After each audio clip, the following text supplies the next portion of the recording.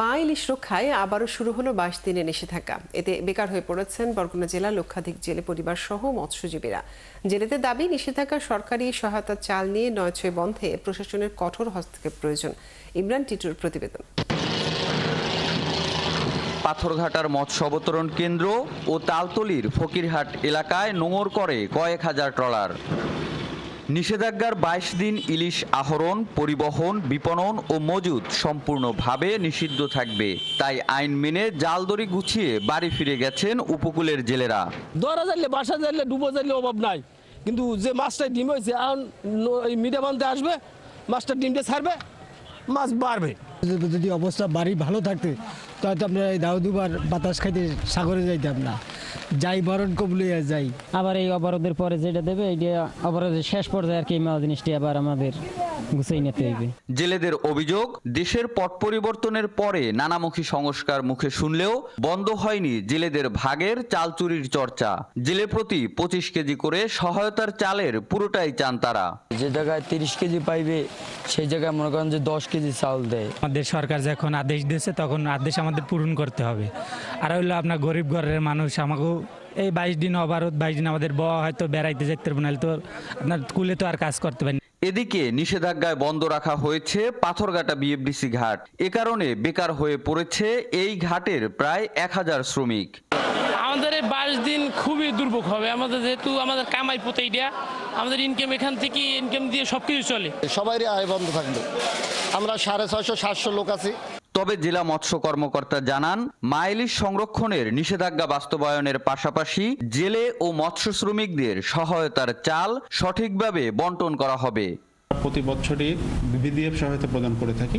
এবছর ভিজিএফ এর বরাদ্দ চলে এসছে।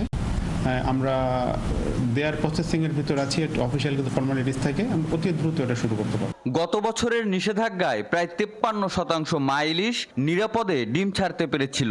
এর ফলে 44.25 কোটি জাটকা যুক্ত হয়েছে নদী ও সাগরে। ইমরান টিটু, 71, বরগুনা। আজ থেকে 22 দিনের ইলিশ ধরা নিষেধ শুরু হয়েছে। এতে জেলেরা মাছ শিকার করতে পারলে মাছ শিকার না করতে পেরে রুটি রুজির সংখ্যায় পড়বে। এ বিষয়ে বিস্তারিত জানাতে বরগুনা থেকে যুক্ত হচ্ছেন সহকর্মী ইমরান টিটু।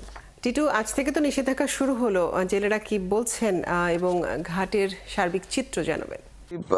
আজ থেকে নিষেধাজ্ঞা শুরু হলেও আমরা দেখেছি যে একদিন আগেই জেলেরা মৎস্য অবতরণ কেন্দ্রের ঘাট, তালতলির বিভিন্ন জায়গায়, সব জায়গায় তারা নোঙর করেছেন এবং জালদড়ি গুছিয়ে তারা চলে গেছেন। আমার পিছনের চিত্র যদি দেখায় আপনাদেরকে, যে একেবারেই ফাঁকা পড়ে আছে পুরো পায়রা, বলেশ্বর এবং বিষখালী নদী।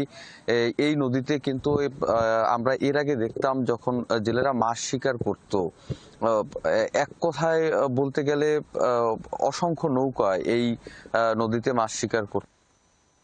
এই ফাঁকা জেলেরা যেটি বলছেন, সরকারের দেয়া যে এই মা ইলিশ সংরক্ষণের 22 দিনের নিষেধাজ্ঞা, এটি তারা পুরোপুরিভাবে তারা মানবেন এবং তারা একটি দাবি করেছেন যে সহায়তার চালটি নিয়ে যাতে 9-6 না হয় এবং পাশাপাশি খুব দ্রুত সময়ের মধ্যে জেলেদের যে সহায়তার 25 কেজি চাল, এই চালটা যাতে জেলেদের হাতে পৌঁছানো হয়। বিগত দিনের নিষেধাজ্ঞার সময় এমন হয়েছে যে 22 দিনের নিষেধাজ্ঞার 15 থেকে 18 দিন পার হওয়ার পরে সহায়তার চাল দেয়া হতো জেলেদেরকে। যদিও তারা এই চালটি তাদের কোনো কাজে খাটতো না, কারণ তাদের এই অভাবের সময়ে এখন কিন্তু উপকূলের প্রায় 1 লাখেরও বেশি জেলে বেকার অবস্থায় রয়েছে। সেক্ষেত্রে কিন্তু তাদের এই সময়ে সহায়তাটা সব থেকে বেশি গুরুত্বপূর্ণ।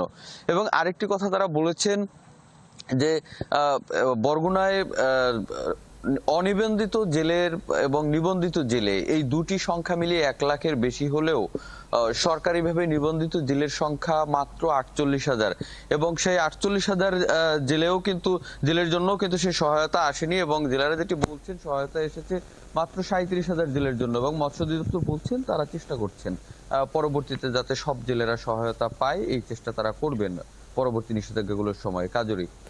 ইমরান, আপনাকে অনেক ধন্যবাদ যুক্ত থাকার জন্য। দর্শক, বরগুনা থেকে যুক্ত ছিলেন আমাদের সহকর্মী।